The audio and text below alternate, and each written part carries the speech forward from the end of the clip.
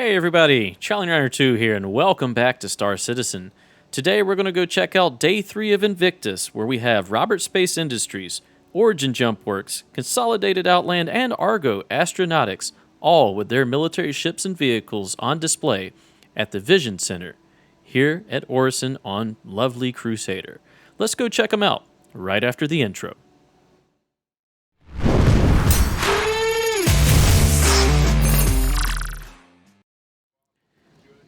Okay, here we are at the Vision Center, and we're at the Expo Hall. It always is a bit stuttery as soon as I come up that ramp there.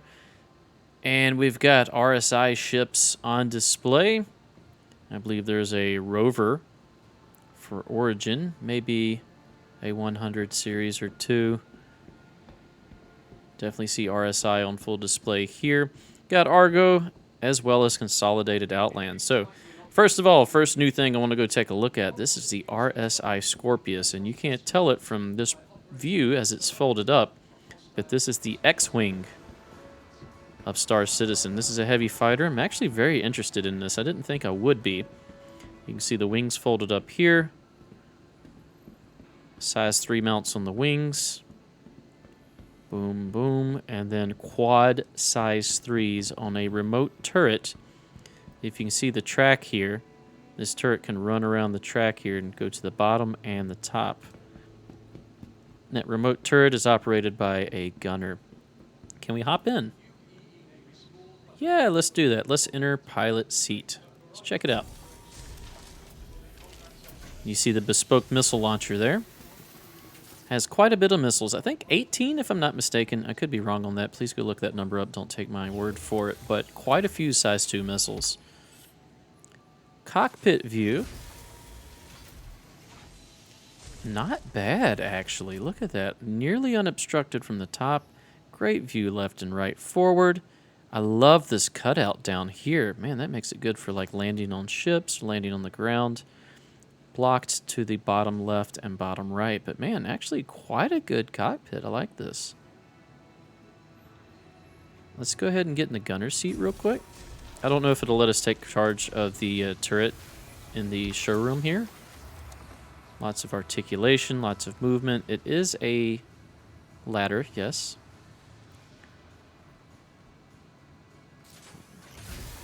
I'd like to rent one of these, please. Let's go ahead and just rent that while we're here. I do want to fly this around. I may pick one of these up.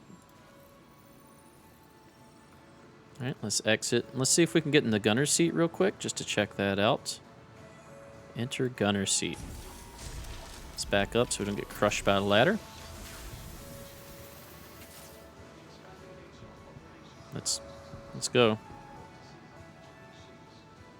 Enter gunner. It appears not to want to let us into the gunner seat, which is fine. Cool looking ship though, if you can imagine those wings folding out in that X-Wing shape. I love that you have a bottom view here in the canopy. That's a cool touch. Definitely aggressive looking. Newest ship. Flyable on the latest half patch for 3.17. Awesome ship. All right, so what else do we have? We have all of the constellations as peers. All right, this one will be the Andromeda. This is the, according to the store page, the gunship variant. Constellation Andromeda has decent amount of cargo. It's got bunks for 4, and it also has a snub fighter in the form of this Merlin that fits on the back here. We'll hop into one of these constellations and go ahead and look at it real quick. And you know what? Why not the Andromeda? Let's call the elevator. There's other variants. We'll just look at this one and talk about the difference of the other variants, except for we may hop in the Phoenix since it is different enough. Looks like that's off the grounds. Can we hop up? We can. All right, we'll go through a small airlock, a vertical airlock here. Ooh, cool blue lighting. So forward of where you enter, you have a bottom turret and a top turret. Then you have a pilot with the co-pilot seats. Lots of struts, but still decent view, even considering all the struts. You can view down, up, left, right. Got some little cutouts over here. And then as we move back, let me turn on my light here. All right, here's the crew quarters. So you've got a table that rises out of the floor there for chow. Looks like some storage up at the top there. You have some storage lockers here. They do open. Do they go to personal inventory? They do not. You have a single combination shower toilet. The toilet no longer deploys. That may be getting an upgrade or a gold standard pass. You have weapon racks here. You have the crew bunks.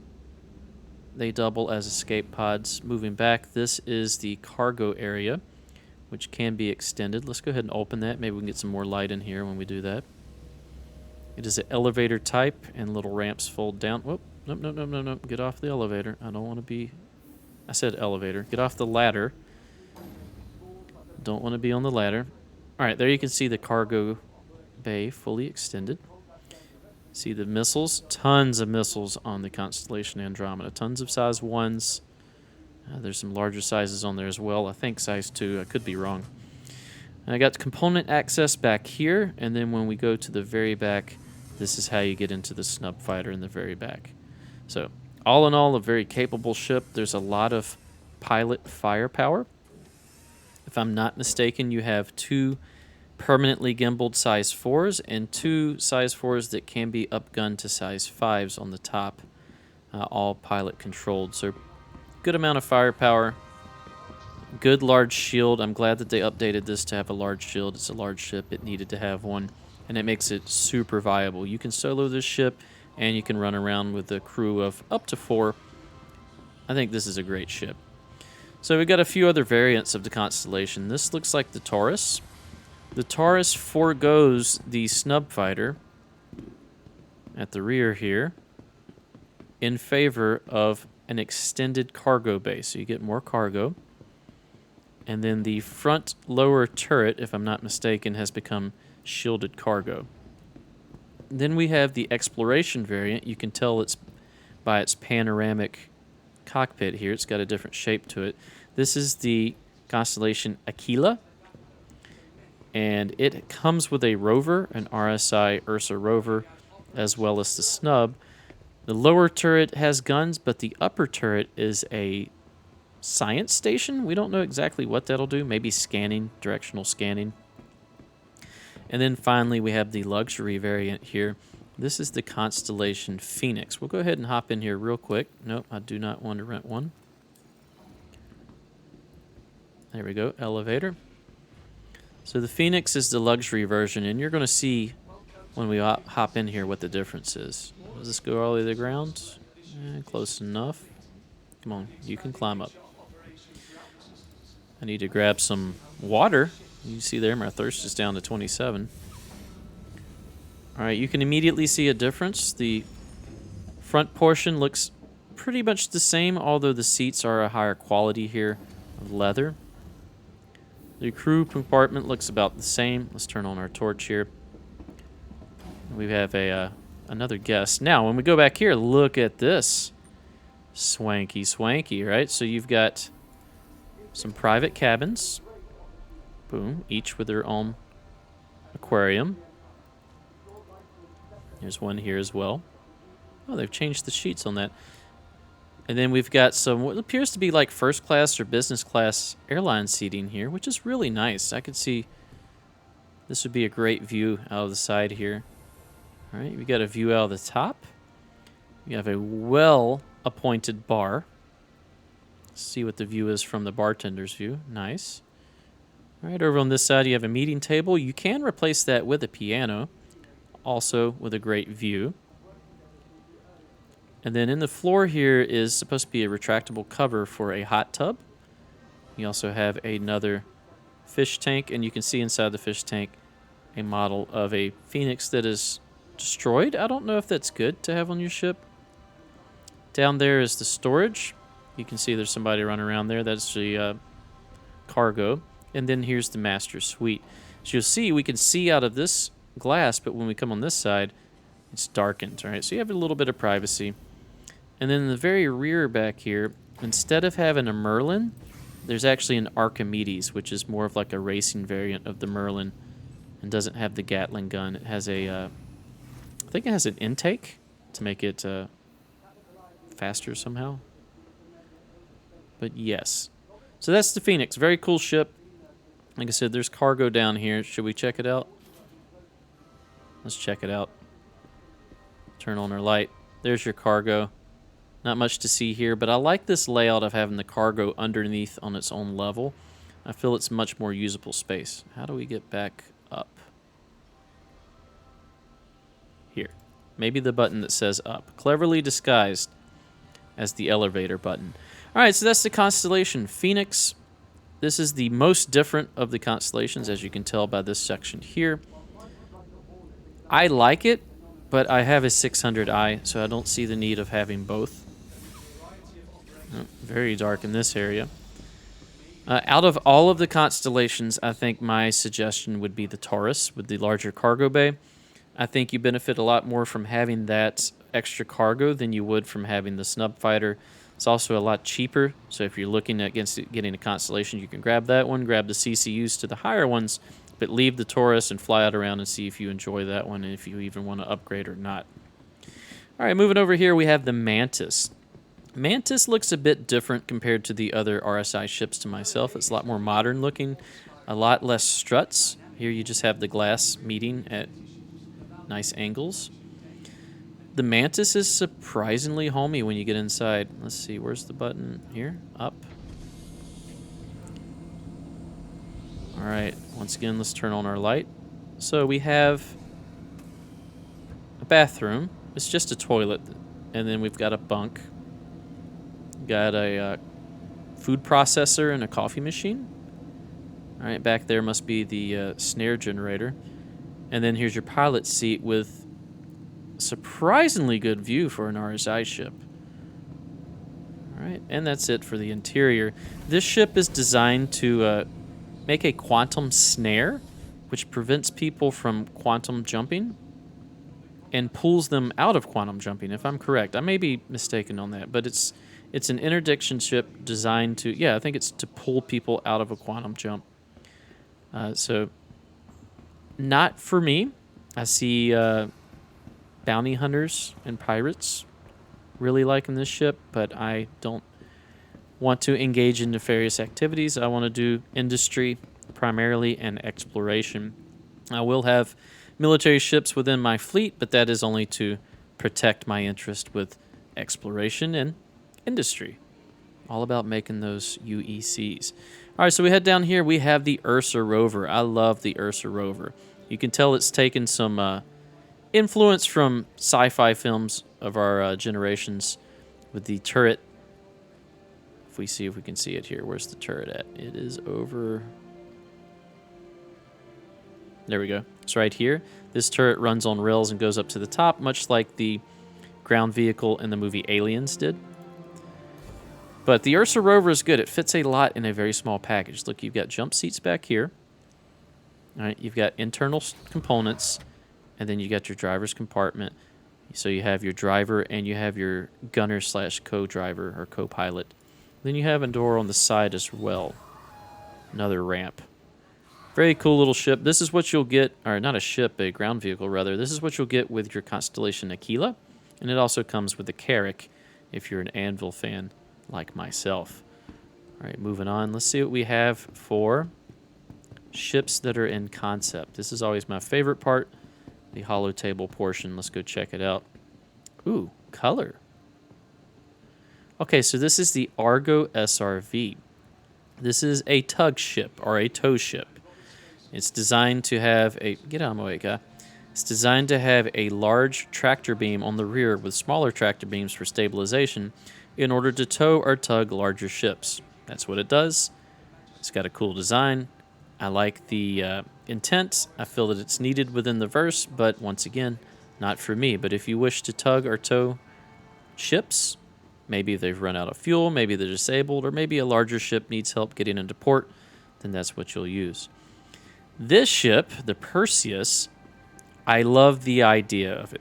Large guns, a tower-style bridge, which can see the bow of the ship, And these are kind of like deck gun, almost like battleship turret guns here. These are dual size 7s. And I love the shape of the ship overall. Very pointy, very modern. Unfortunately, I don't think this ship is for me. The guns, the last we heard, are bespoke ballistic cannons, so that means you cannot change them out for other size 7 guns, and that kind of kills it for me. I do like the idea of shooting 4 size 7s behind a heavily armored, it's supposed to have a lot of armor, and decently shielded subcapital ship. It's actually not that big either. It's about Carrack size, maybe a little bit bigger, but not too much more. That may grow once it's come to fruition, but at least the specs we were given, that's about the size it is. I would think you could probably man this fairly well with 4 personnel. One in the cockpit at the helm, or cockpit, one in the bridge at the helm, one each in each of the guns, and maybe someone else for the torpedoes. I believe it has a bunch of size 5 torpedoes. A cool ship, just not for me, but definitely one worth looking at if you're interested in big ballistic cannons. This is the ship that's for me. This is the RSI Polaris. It features a small fighter bay on top. It has a brig. It has a dedicated captain's quarters and crew quarters. It has turrets all over it. And it is a torpedo bomber. It features size 10s torpedoes. If I'm not mistaken, I believe it was about 28? 24 or 28. A ridiculous amount of size 10 torpedoes. Once again, go look those values up. I'm just trying to speak off of memory here. But I like the idea of this ship. To me, this is a multi-role ship more than people would think, due to the fact that you can put that small fighter in there. It has cargo capacity, and it was stated that it should have availability of a ramp that should come out the side here so that you can load ground vehicles. So I see this as almost like a combat Carrack. Combat focus, not meant for exploration, but meant to go out on its own or with a fleet and be able to get the mission done. I definitely see this for small organizations as being their flagship. Larger organizations obviously will have Bengals, Javelins, Idrises, but for smaller militias, I definitely see this as the flagship and definitely a good option for that. I do have one of these in my fleet, and I'm excited to see it come to fruition. Moving on. All right, here's an Origin vehicle. It's the only one we've seen so far. This is the G12, which variants? G12A, excuse me. This is the anti-aircraft one. Has some rockets on top. Probably the only military variant that Origin might have, unless they have the 325A here and the 125A, which are both the fighter variants of their multi-role ships. Let's go check it out and see. There may be a side hallway up here. Or this may be it. Oh, look, there's the Aurora LN. An underrated little starter ship. This thing packs a punch. All right, it's got quite a bit of weaponry, as you can see here and here, and then the missiles up top. And it's a little tank, and here's weapons. All right, maybe this isn't weapon. What is this?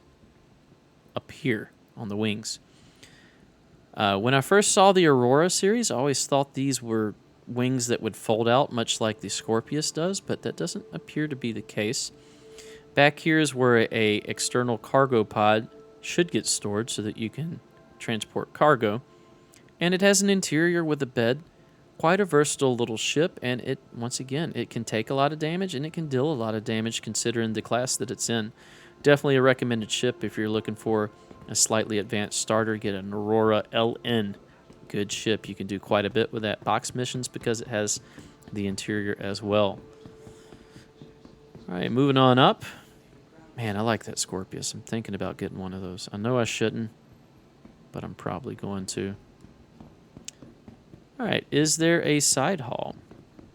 It appears so. Let's go check it out. I've got 15% thirst. Hopefully I don't die on the way to checking out this side haul. There's that F8 Lightning that we've seen the last couple days. Definitely a cool heavy fighter. I'm looking forward to seeing that in Squadron 42. All right, moving on to this hallway. I would imagine this is probably the only other one. Yep, we're at 14% water. I probably should stop running. Hopefully we can get this done before we die. Yep, okay, so there's the other Origin ships, the Argo ships, and the Consolidated Outland. So yes, this will be it. So, Origin ships. I actually like both of these ships. The 125A here was actually the first ship I bought with in-game money. Because it doesn't cost a ton. But what I love about it is for box delivery missions. Look at this. I can run in here, toss a box, hop in here, and fly. There's like little to no downtime between getting on the ship, getting in the pilot seat, and ripping through the atmosphere. You can land right up beside of where you need to pick up your boxes too. Love the ramp access. No, don't rent it. I don't want to rent it. Cancel. Closed door. Boom, you can check it out. Close. It closes quickly enough. When you're shutting off your engines, you can hit the open exterior button, and by the time you make it back here, it'll be open. You've got decent weaponry, very good speed, very decent maneuverability. I like it. And it just looks cool, too. It looks sporty. So here's the 325A. This is a good alternative if you do not like the looks of the Avenger Titan. And I do not like the looks of the Avenger Titan. I know that's a controversial statement. I appreciate the Avenger Titan, and I know that it is a great starter ship. But for me personally, I prefer the 325A. Same size 4 on the front, size 3s on the wings, got some missiles, got a little bit of cargo back here. I think 4, if I'm not mistaken, for cargo. Where is the button to release the cargo? I don't know. Is it here? Anyway, there's a little cargo elevator. You can see it highlighted right here that will... Can we make it? No, it's trying to rent it. I thought it was a little panel down here. It's been a while since I've actually tried to open one of these up. Maybe it's here? No? Oh, whoop. There we go. Found it. So there's your rear cargo. Pretty cool. Now, apparently the extended cargo portion is supposed to have more missiles in it. So you get a little more firepower. Not as much cargo as the Avenger Titan, and not as much utility because you can't fit a small vehicle in there like you can the Titan. But I do like this ship. Let's go ahead and go up into the cockpit. Or, I guess, living quarters / cockpit. Just to show you why I like this more. Toilets, right? Good fields of view. Awesome skylight. And then look at this. Look how nice this is back here. You got a weapon rack, personal storage. That weapon rack is bugged out, it looks like. Nice little bed. A little kitchen. Like, the living conditions are way nicer than the Titan. Utility, not as good. But more luxury. And I like it. All right, let's exit the ship. Hopefully we don't die. This is still a buggy game at best. All right, so over here we have the Mustang Delta. This is the combat variant of the Mustang. It's got some cool textures on here and like this kind of snakeskin armor design. Wings fold down. You have rocket pods, dumbfire rocket pods. Larger weapons. It's definitely a cool-looking little ship, and it can actually brawl a lot more than you would expect, but still, for the money you'd spend for this, I would choose other ships, I think. But it's definitely cool. If you can get one in-game for in-game UEC, definitely get it. Try it out. Come over here, rent it, fly it around, shoot some stuff. You'll have a good time. And then last but not least, before we die of thirst, the 3 variants of the Argo MPUV. And is it 3 variants? I don't think there is 3 variants. I thought there was 2. I thought there was cargo and cruise. So maybe I'm wrong here. Let's see what this one is. This is the personnel. So this is for transporting people. This shape that you see here, right? This almost hexagonal shape. That is a standard lifeboat for the larger ships. And this Argo is actually the MPUV is actually this portion that stands above it and attaches to it and moves it around. Can we open? Come on, open up. How do we get in here? Can we get in here?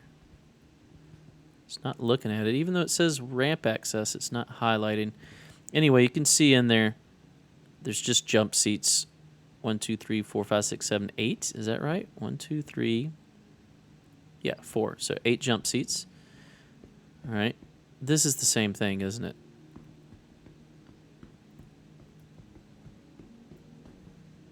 Yep, another MPUV personnel. You can see the cockpit here, very forklift-esque. This looks like another one. Personnel again. They have a cargo variant, but I guess that one's not on display here. Maybe just the personnel ones. Before we end, let's go check the map and make sure we didn't miss anything. We have 8% on thirst. We're going to pass out here soon. Hopefully we've seen everything. Oh my god, the map is crowded with NPCs. Yeah, that's it. We've seen everything. All right, cool. So that's going to be it. The key ships that I would point out, if you're interested in a Perseus or Polaris, now is a good time to pick up a CCU to them.